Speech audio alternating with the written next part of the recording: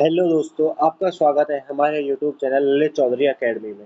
Lalit Chaudhary academy आपका अपना YouTube channel है, तो इसको क्या कीजिए आप लोग सब्सक्राइब और चैनल को ग्रो करने में हमारी मदद कीजिए। यहाँ पे आपको 8 से लेकर 12th क्लास तक की सारी मैथ की वीडियो मिलेंगी। तो ललित चौधरी एकेडमी चैनल को सबसे पहले सब्सक्राइब कीजिए, बेल आइकन को ऑन कीजिए और यहाँ पे आपको आने वाले इस सारे के सारे जितने भी कंप्लीट चैप्टर हैं 8 से लेकर 12th तक एक एक क्वेश्चन आपको कराया जाएगा। तो ये आपका अपना यूट्यूब चैनल है, इसको क्या कीजिए सब्सक्राइब कीजिए। आइए तो बिना ज़्यादा टाइम लेते हुए हम स्टार्ट करते हैं। आज की हमारी धमाकेदार वीडियो होने वाली है उसको। तो हमारी 10th क्लास का पहला चैप्टर चला हुआ था, 1.1 प्रश्नावली चली हुई थी। 1.1 के हमने सबसे पहले थ्योरी वाला पार्ट जो है हमने कवर कर लिया था। अब जो पार्ट है वो हम करेंगे क्वेश्चंस का। थ्योरी से काम थोड़ी चलता है कि एग्जाम में थ्योरी आएगी, नहीं आएगी ना। तो थ्योरी को छोड़ते हुए, थ्योरी को तो कंप्लीट करा ही दिया है, छोड़ा कुछ भी नहीं है। अब हम स्टार्ट कर रहे हैं क्वेश्चंस को। तो सबसे पहला क्वेश्चन ये रहा आपकी स्क्रीन पे, देखिए प्रश्नावली 1.1 स्टार्ट कर रहे हैं। निम्नलिखित संख्या का एचसीएफ ज्ञात करने के लिए यूक्लिड विभाजन एल्गोरिथम का प्रयोग कीजिए। अब यूक्लिड विभाजन एल्गोरिथम क्या होती है, ये मैंने आपको बता ही दिया था। ए बराबर बी क्यू प्लस के आर की लेवल इस तरीके से होती है, जहाँ पे ए का मान जो है वो बी से बड़ा होता है, ए का मान बी से बड़ा होता है। अब इन सभी में देख के आप ए भी बता सकते हो। तो 135 और 225 में कौन बड़ा है? 135 और 225 में 225 बड़ा है, तो इसको ए मानेंगे, इसको मानेंगे हम बी।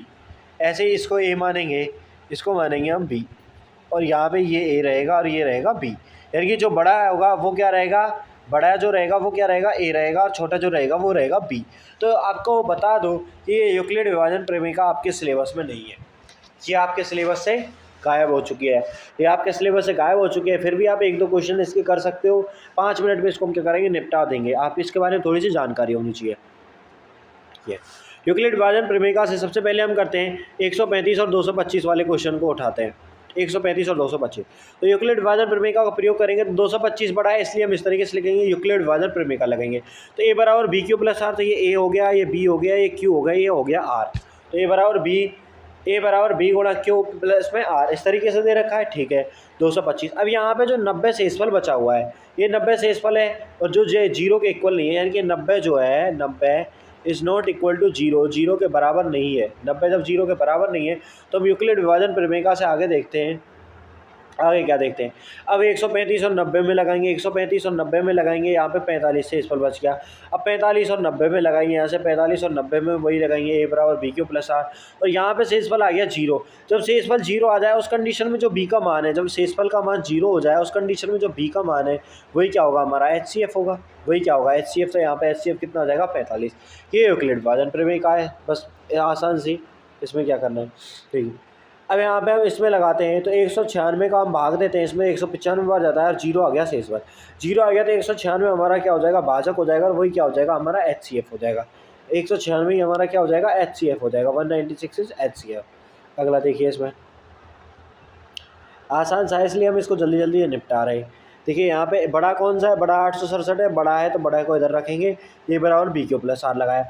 अब यहाँ पे 255 है और ये कितना है, 102। तो 102 और 255 में 255 बड़ा है, तो 255 को यहाँ लिखेंगे, 102 को यहाँ लिखेंगे। अब ये आ गया गुणा में, ठीक है। अब यहाँ पे नीचे देखिए, नीचे क्या करेंगे, अब 51 शेषफल है, यहाँ पे 51 शेषफल है, तो 51 और 102 में लगाएंगे। कौन सा बड़ा है, वो बड़ा यहाँ रहेगा, बड़ा एक ही जगह पे रहेगा, यहाँ पे बी रहेगा। अब बी का हम भाग देंगे, कितनी बार जाएगा और कितना शेषफल बचेगा, इस तरीके से ये क्या हो जाएगा। और अंत में यहाँ पे जीरो आ गया, उस कंडीशन में बी का मान क्या 51 है, ये भाजक है, वही क्या हो जाएगा, एचसीएफ 51 हो जाएगा। तो ये यूक्लिड विभाजन प्रमेय का थी। आपको जल्दी जल्दी इसलिए बताया क्योंकि आपके सिलेबस से हट चुकी है। बस थोड़ा सा आपको ये बताओ, बी क्यू ए का मान क्या रखना है, बी का मान क्या रखना है, इतना थोड़ा सा नॉलेज हो बस, इससे ज़्यादा हमें इसमें कोई मैटर करना ही नहीं है। अब आते हैं डायरेक्ट अगले क्वेश्चन पे, जो हमारे सिलेबस में भी है, अभाज्य गुणनखंडों के गुणनफल के रूप में व्यक्त करना है। अभाज्य गुणनखंड के गुणनफल के रूप में, तो सबसे पहले अभाज्य गुणनखंड के गुणनफल के रूप में व्यक्त करने से पहले हमें अभाज्य गुणनखंड निकालना आना चाहिए। तो अभाज्य गुणनखंड निकालेंगे किसका, 140 का। तो सबसे पहले मैं यहाँ पे इसको रखता हूँ और 140 का निकालते हैं हम, 140 का। अब यहाँ पे जब भी किसी भी संख्या से भाग देंगे वो संख्या अभाज्य संख्या होनी चाहिए। तो सबसे छोटी अभाज्य संख्या कौन है, 2 है।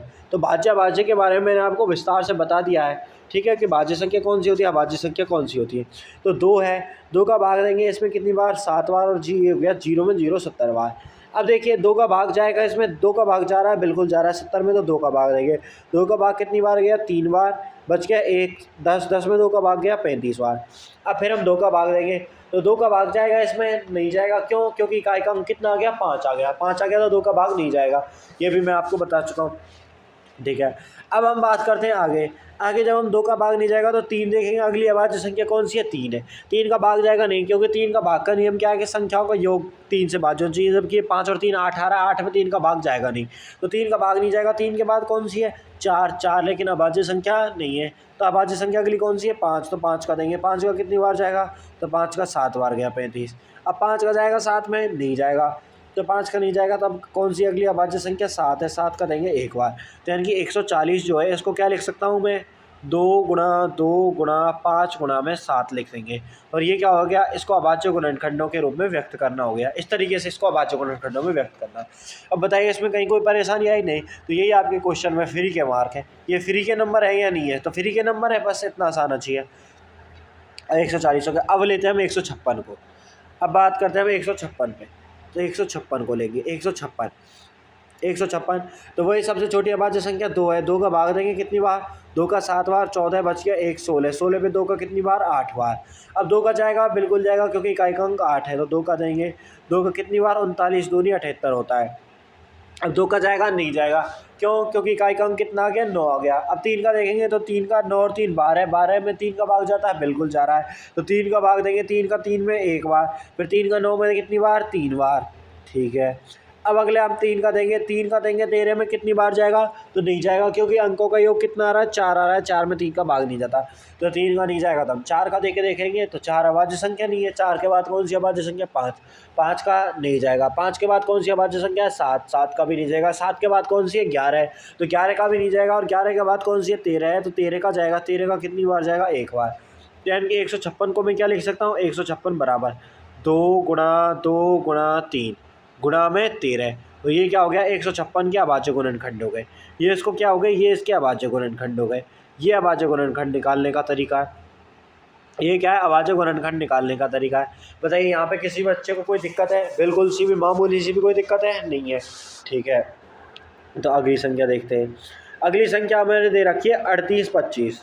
38 25 ये 2 हो गए। और तीसरी जो है वो संख्या हमारी कौन सी? 38 25। तो देखिए 38 25 38 25। अब देखिए 2 का भाग देंगे। 2 का भाग देंगे, इकाई का अंक 5 है, तो 2 का तो जा नहीं रहा, 2 का नहीं जाएगा, तो 3 का देखिए। 8 और 2 10, 10 5 15, 15 और 3 18 आ रहा है संख्याओं का योग, तो 3 का भाग बिल्कुल चला जाएगा। 3 का जाएगा, 3 का 3 में 1 बार, फिर 3 का 8 में 3 दूनी 6 बच गए 2, 22, 22 में 3 सत्ते 21 बच गया 1, 15, 15 में 3 पंजे 15। ठीक है, अब देखिए 7 5 12, 2 और 1 3, 12 और 3 15, 15 में 3 का भाग जाएगा, तो फिर हम 3 का भाग देंगे। 3 का भाग कितनी बार? 3 का 4 बार, 3 चौके 12, फिर 7 में देंगे 3 दूनी 6 बच गए 1, 15 3 बचे 15। अब देखिए 5 और 4 9 और 2 11। अब इसका अंकों का योग 11 आ रहा है, तो 11 में क्या 3 का भाग जाएगा? नहीं जाएगा, तो कितने का भाग देंगे हम? 3 के बाद 5 का, तो 5 का चला जाएगा, बिल्कुल इकाई का अंक 5 है, तो 5 का देंगे, तो 5 का 8 बार, 8 पंजे 40 बच के 2 25। 25 में 5 का कितनी बार जाएगा? 25 का 5 बार, 5 बार। अब हम कितने का देंगे? इसमें फिर 5 का देंगे, क्योंकि इकाई का अंक फिर 5 आ रहा है, तो जब इसमें हम फिर 5 का देंगे,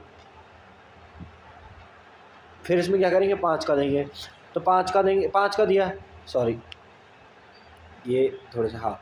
अब 5 का देंगे, तो 5 का कितनी बार? 1 बार, बच गए 3 35, 35 में 5 का कितनी बार? 7 बार, 17। अब 17 में देखिए 5 के बाद 7 है, 7 का जाएगा, नहीं जाएगा, 11 का नहीं, 13 का नहीं, 13 के बाद 17 है, 17 का जाएगा, बिल्कुल 17 का 1 बार जाएगा। तो मुझे बताइए आप, इसके अभाज्य गुणनखंड कितने हो गए? 38 25 के अभाज्य गुणनखंड लिखेंगे तो वो किस तरीके से लिखे जाएंगे? 3 गुणा 3 गुणा 5 गुणा 5 गुणा 17, इस तरीके से ये क्या हो जाएंगे? इसके अभाज्य गुणनखंड हो जाएंगे। ये क्या हो जाएंगे? इसके अभाज्य गुणनखंड हो जाएंगे।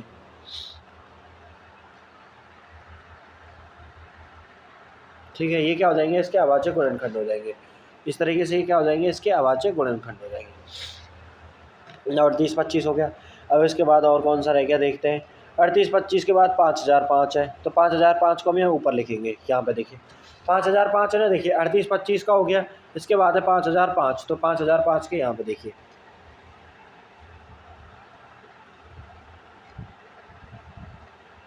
इस तरीके से यहाँ पे देखते हैं 5005 के 5005 है तो 2 का जाएगा नहीं जाएगा, 3 का जाएगा नहीं जाएगा, क्योंकि 5 और 5 10, 5 का जाएगा बिल्कुल जाएगा, 1001 1001।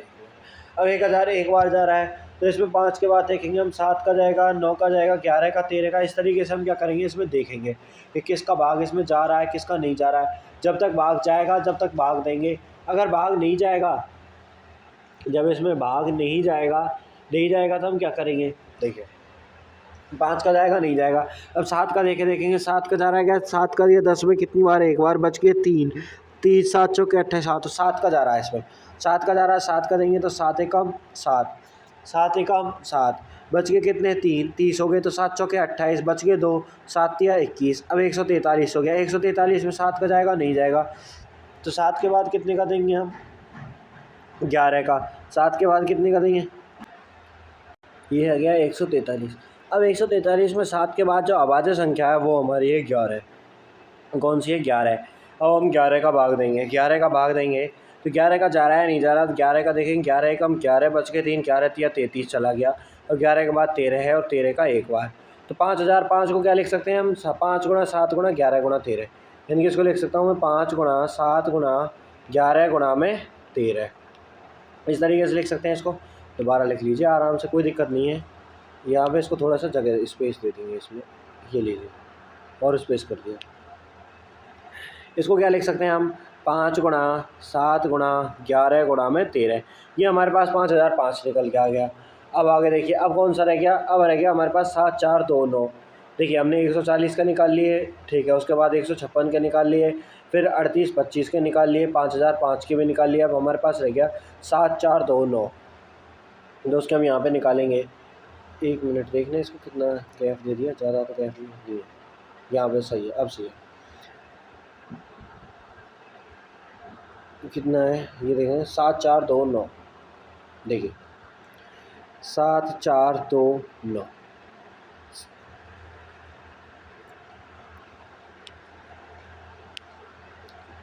7 4 2 9, अरे यार 7 4 2 और ये हो जाएगा लास्ट में 9, 7 4 2 9, 2 का जाएगा नहीं, 3 का देखेंगे इसमें जाएगा या नहीं जाएगा, तो 3 का देखेंगे तो 3 का भी 7 4 11, 11 और 2 13, 13 और 9 में नहीं जाएगा, 3 का नहीं जाएगा, 3 के बाद 5 का नहीं जाएगा, 5 के बाद 7 का देखेंगे तो 7 एकम 7, 7 चौके 7 छिकी 42, से 7 छिकी 42 हो जाएगा, 7 का भी नहीं जाएगा। 7 के बाद आ जाएगा 11 पे, तो 7 2 9 4 13, 11 का भी नहीं जाएगा, 11 के बाद 13, 13 का भी नहीं जाएगा, 13 के बाद देखेंगे हम 17, तो इसमें जाएगा 17 का, तो 17 का देंगे, 17 एकम 17, 17 दूनी 34, 17 तिया 38, 17 चौके 68, 17 का 4 बार गया, फिर उसके बाद 17 का जाएगा 3 बार, 17 में 17, 17 दूनी 34, 17 तिया 51, 51 के बाद अब जाएगा इसमें 17 का 7 बार, 17 17 119, तो 17 का 7 बार गया। अब 437 है, अब 437 जो है ये अभाज्य संख्या है, अभाज्य है भाज्य है, तो भाज्य है, इसमें 19 का देंगे, तो 19 का देंगे, 19 का 19, 19 दूनी 38, 19 का कितनी बार 2 बार, 38 और 19 तिया 57, 23 बार। अब 23 में कितने का जाएगा, 23 का जाएगा, 23 का एक बार, तो इसको कितना लिखेंगे हम, 17 गुणा 19 गुणा में 23, इसको दोबारा 17 गुणा 19 गुणा 23, तो 17 गुणा 19 गुणा में 23, ये हमारे पास क्या आ जाएगा, फाइनल आंसर आ जाएगा। अब सभी को एक साथ देख लीजिए, अब यहाँ पे इन सभी को देखिए, हमसे क्या क्या कहा था, अब आज जो गुणनखंड निकालने थे 140 के, तो ये हो गया हमारा 140 का, ठीक है, 140 का, ये कितने का हो गया, 140 का। 140 के बाद 156 का निकालने को कहा था, 156 का ये हो गया, ठीक है। अब हमसे किसका कहा था, अगला हमसे 38 25 का कहा था, तो 38 25 वाला ये हो गया, 3 हो गए, ठीक है। फिर हमसे कहा था 5005 का और 7229 का, तो ये सारे के सारे पाँचों के पाँचों हमने यहाँ पे कर दिए। इसको 38 25 वाले को साइड में करना चाहिए था, ये देखिए सभी के सभी एक स्क्रीन में दिख गए आपको, और भी बहुत सारे कर सकते हैं इसमें, ऐसी कोई दिक्कत नहीं है, स्क्रीन बड़ी होती है इसीलिए इसका यूज़ किया जाता है। वाइट बोर्ड पे मैं करा सकता हूँ, लेकिन इस स्क्रीन का यूज़ करते हैं क्या है कि हमें स्पेस बहुत मिलता है, तो स्पेस में हम एक साथ पूरा का पूरा क्वेश्चन कर देते हैं, या हमें पहले वाला क्वेश्चन के बारे में कुछ बताना हो तो वो भी बता देते हैं आसानी से, ठीक है। अब बात करते हैं अगले क्वेश्चन की। अगला क्वेश्चन है HCF और LCM ज्ञात कीजिए तथा जांच कीजिए कि दो संख्याओं का गुणनफल बराबर HCF गुणा LCM। तो अब की बार क्या करेंगे, ये 3 ने रखे हैं ना, तो इसको रखेंगे हम बीच में, तो एक यहाँ ऊपर बगल में हो जाएंगे, दोनों साइड में हो जाएंगे दो, तो ठीक है, और बाकी क्या हो जाएगा नीचे। यहाँ पे ये दे रखा है इस तरीके से कि HCF और LCM की जांच कीजिए तथा इसके ज्ञात करना है, क्या ज्ञात करना है कि दो संख्याओं का गुणनफल बराबर HCF गुणा LCM। ये मैंने कराया था ना कि दो संख्याएं हैं तो उनका गुणनफल HCF और LCM के गुणा के बराबर होता है। दो संख्याएं हैं तो 3 के लिए ये लागू नहीं होता है, 2 के लिए लागू होता है, ठीक है। तो 26 और 21 में है, तो सबसे पहले हम करते हैं इसको यहाँ से, देखिए रेड कलर नहीं ब्लैक कलर में इसको, ठीक। पहला 26 और 21 में, 26 और 21 में ये ना, ठीक है। तो ये हमने ले लिया 26, ये ले लिया हमने 26 और यहाँ पे ले लिया हमने 91। कितना ले लिया, 91, ठीक है। तो 2 का भाग देंगे कितनी बार जाएगा, एक बार, और ये 13 बार, फिर 13 का कितनी बार जाएगा, एक बार। अब यहाँ पे मैं कितने का दूँ, 7 का कितनी बार, 13 बार, और 13 का कितनी बार जाएगा, एक बार। 13 का कितनी बार जाएगा, 91 है। 91 में मैं सबसे पहले किसका दूंगा, 7 का कितनी बार जाएगा, 13 सत्ते 91। फिर मैं 13 का भाग दूंगा, 13 का भाग कितनी बार, एक बार जाएगा, ठीक है। इस दोनों का HCF क्या निकल के आएगा, HCF क्या निकल के आएगा, HCF दोनों में कितना कॉमन है, दोनों में 13 कॉमन है, दोनों में 13 कॉमन है, तो HCF आ गया 13। अब बात करते हैं हम LCM की, तो LCM कितना आएगा इनका, तो LCM आएगा 2 गुणा 13 गुणा 7, क्योंकि 13 दोनों में कॉमन है, 2 और 7 है, 13 सत्ते 91 में गुणा 2 करेंगे तो 2 एकम 2, 9 दूनी 18, 182 आ गया, 182 आ गया। अब हमसे कह रहा है कि HCF और LCM जो दे रखे हैं इनका गुणा कराइए और दोनों संख्याओं का गुणा कराइए। तो 26 और 91 का गुणा और 182 का और इसका गुणा। तो यहाँ पे देखिए 26 का गुणा में 91, इसका कराएंगे 26 गुणा 91, 6 कम 6, 26 का 26 आ गया, और 26 देंगे 260 होता है, 260 में से 30 के 230, 230 और 234, ये 234 आ जाएगा, 234। तो 6 आ गया, 4 और 2 6 हो गया, 3 का 3 आ गया 2, यानी कि 2366 आ गया, 2300 कितना आ गया, 66 आ गया। अब हमें किन किन का गुणा कराना है, अब 13 और 182 का गुणा कराना है, ठीक है। तो 182 गुणा में 13 कराएंगे, तो 13 गुणा 2 करेंगे, 13 दूनी 26 को 6 को हासिल लगी 2, 13 अट्ठे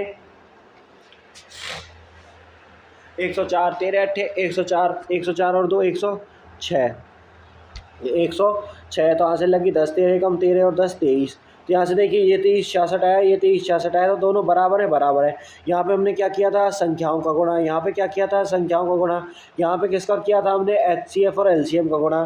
देखिए ये 26 और 91 में दो संख्याओं का गुणा, और 13 और 182 HCF और LCM का गुणा। क्या ये बराबर है, बिल्कुल बराबर है। ऐसे ही हम क्या करेंगे, 510 और 92 के HCF LCM निकालेंगे, उनका गुणा कराएंगे और इसका गुणा कराएंगे, ठीक है। तो इनके गुणा कराएंगे और इसको क्या करेंगे देखेंगे। तो इस तरीके से हम सेम टू सेम इनका गुणा कराते चलेंगे आगे।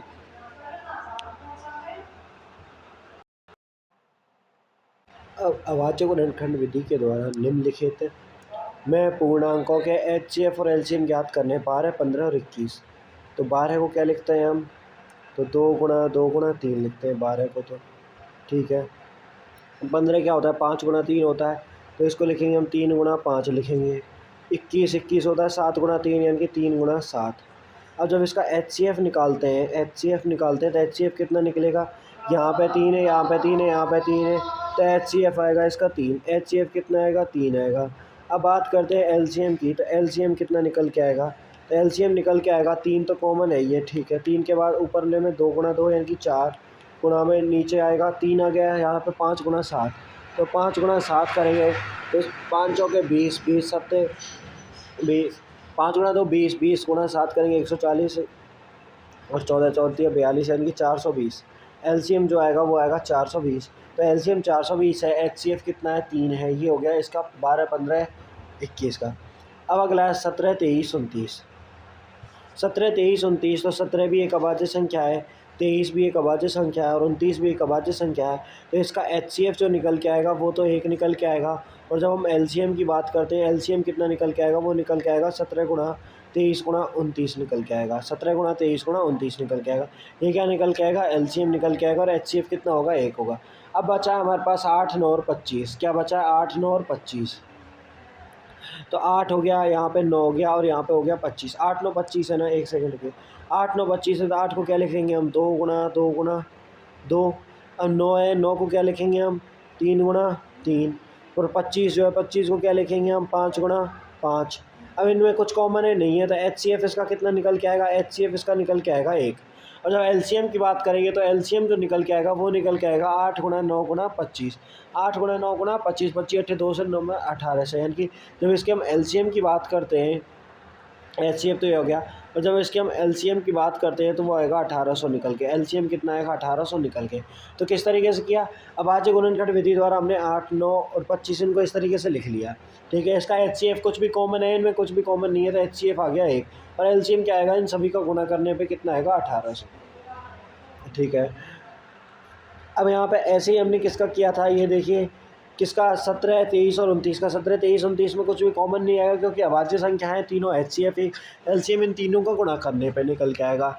अब हमारे पास पहला बचता है 12, 15, 21। 12 को इस तरीके से लिख सकते हैं हम, 12 के अभाज्य गुणनखंड ये निकल के आ रहे हैं, 12 के अभाज्य गुणनखंड ये हैं, 15 के ये हैं और 21 के ये हैं। तो इनमें क्या देखिए, यहाँ पे भी 3 है, यहाँ पे भी 3 है, यहाँ पे भी 3 है, तो एचसीएफ आ गया 3। और बाकी ये बचे, ये इसके क्या एलसीएम में भागीदार आएंगे, ये क्या आएंगे, इसके एलसीएम में इसको 420 हो जाएगा। एलसीएम कितना हो जाएगा, 420 हो जाएगा। ये था। अगला क्वेश्चन कौन सा, अगला क्वेश्चन ये दे रखा है, हमें एचसीएफ दे रखा है और एलसीएम ज्ञात करना है। एलसीएम ज्ञात करना है तो हम जानते हैं कि दो संख्याएं दे रखी हैं, ए गुणा बी करेंगे तो हमारे पास इसके एचसीएफ और एलसीएम के गुणा के बराबर आएगा, इस तरीके से आएगा। अब मुझे एलसीएम निकालना है, तो एलसीएम निकालने के लिए मैं क्या करूँगा, ये दोनों संख्याएँ हैं ए गुणा बी, इसमें यदि मैं एचसीएफ से भाग दे देता हूँ तो मेरे पास क्या निकल के आ जाएगा, एलसीएम निकल के आ जाएगा। ठीक है, तो संख्या कौन कौन सी है, 306 और 657। 306 और 657 है, तो इसको थोड़ा सा छोटे फॉर्म में कर लेते हैं, यहीं पे सिर्फ पेज को। तो एलसीएम निकालना है तो ए गुणा बी, तो दोनों संख्याओं को गुणा करेंगे तो 306 गुणा 657 डिवाइडेड बाई 9 से करेंगे। तो कोई से भी दे लीजिए, यहाँ पे देंगे हम 9 से दिया तो 9 एकम 9, 9 18, 9 तिया 27, बच गए कितने, 9 तिया 27, 3 9 चौका 36, यानी कि 6, 5, 7 गुणा 34 करेंगे तो वो इसका एलसीएम निकल के आएगा। और इसका जब गुणा करते हैं, इसका जब गुणा कराएंगे तो वो निकल के आएगा 2, 2, 3, 3, 8, ये निकल के आएगा इसका। ये क्या होगा, एलसीएम। तो ये कुछ नहीं है, इस फार्मूला बेस्ड क्वेश्चन था, इस फार्मूले के ऊपर एक वाला क्वेश्चन किया था, इस फार्मूले को लेके कि दो संख्याओं का गुणा कराएंगे तो एचसीएफ और एलसीएम गुणा के बराबर होगा। दो संख्याओं का गुणा कराने पर एचसीएफ और एलसीएम बराबर होगा और उन दोनों संख्याओं का क्या करेंगे, इस तरीके से हम एलसीएम निकाल लेंगे। दोनों संख्याएं डिवाइडेड बाई एचसीएफ से भाग देंगे, एलसीएम हो जाएगा। तो ये क्या होगा, तो ये हमारा यूट्यूब चैनल है, आपको क्या करना है, इसको सब्सक्राइब कीजिए। यहाँ पर आपको 8 से लेकर 12th तक सारे की सारी मैथ की वीडियो मिलेंगी, सभी बोर्ड एग्जाम की प्रिपरेशन होगी, इंपॉर्टेंट क्वेश्चन होंगे, इजी ट्रिक के साथ होंगे। बिल्कुल आपको एक भी मैथ को क्या करना है, बिल्कुल आसान बनाइए, जितना आसान से आसान होगा। एक भी बोरिंग क्लास नहीं है, तो चैनल को सब्सक्राइब कीजिए और बेल आइकन को ऑन कीजिए। धन्यवाद।